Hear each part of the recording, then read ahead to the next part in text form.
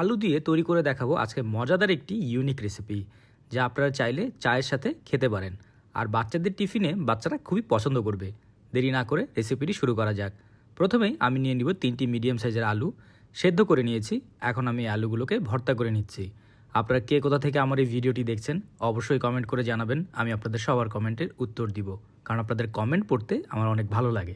এখন দিব মরিচের গুঁড়ো, এরপর দিয়ে দিব লবণ, তারপর দিয়ে দিচ্ছি চালের গুঁড়ো। এরপর এই সবগুলোকে আমি একসাথে ভালোভাবে মেখে নেব। আপনারা চাইলে হাতের সাহায্যে কিংবা চামিচ দিয়েও মেখে নিতে পারেন। সবগুলোকে একত্রে সুন্দর করে মাখা হয়ে গেলে আমি ভাগ করে নিব। এক ভাগ দিয়ে আমরা এখন তৈরি করব, আর অন্য ভাগ দিয়ে আমরা পরে তৈরি করব। এখন একটি চপিং বোর্ডে আমি নিয়ে নিলাম সামান্য পরিমাণে তেল। তেলটি চারিপাশে আমি ভালোভাবে মেখে নিব। মেখে নেওয়া হয়ে গেলে আমরা এইখানে আলুর মিশ্রণটিকে হাত দিয়ে ভালোভাবে মেখে নিব। এই নাস্তাটি চাইলে আপনারা চায়ের সাথে বিকালে কিংবা বাচ্চাদের টিফিনে দিতে পারেন। বাচ্চাদের টিফিনে দেওয়ার জন্য আপনাদেরকে ঝাল কম দিতে হবে, যেহেতু বাচ্চারা খাবে, বাচ্চারা বেশি ঝাল খেতে পারবে না। তো দেখতেই পাচ্ছেন এইভাবে লম্বালম্বি করে আমি একটি ছুরির সাহায্যে ছোট ছোট করে কেটে নিচ্ছি। কাটা হয়ে গেলে আমরা এগুলোকে আলাদা করে ফেলব। তারপরে আমরা একটি কাঁটা চামচ নিয়ে নিব। কাঁটা চামচ নিয়ে ঠিক এইভাবে আমরা আস্তে করে চাপ দিয়ে আমরা একটি ডিজাইন করে নিব। দেখতে পাচ্ছেন কি সুন্দর একটি ডিজাইন হয়ে গেল।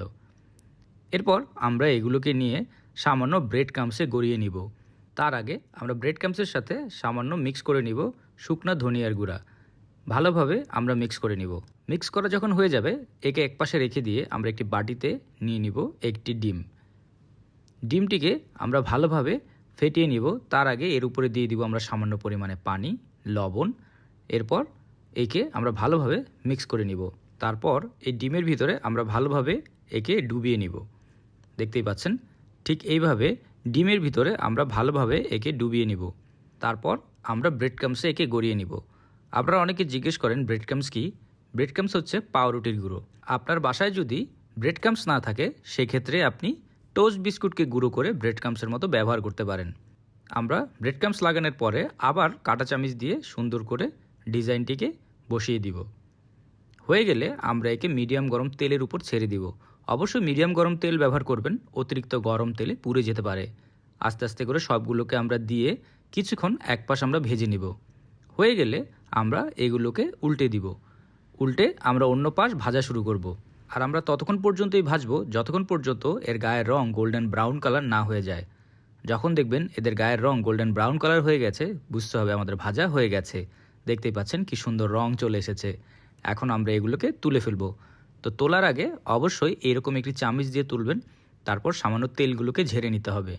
তো দেখতেই পাচ্ছেন খুব সহজেই আমরা ঘরে আলু দিয়ে একটি বিকালের নাস্তা তৈরি করে ফেললাম।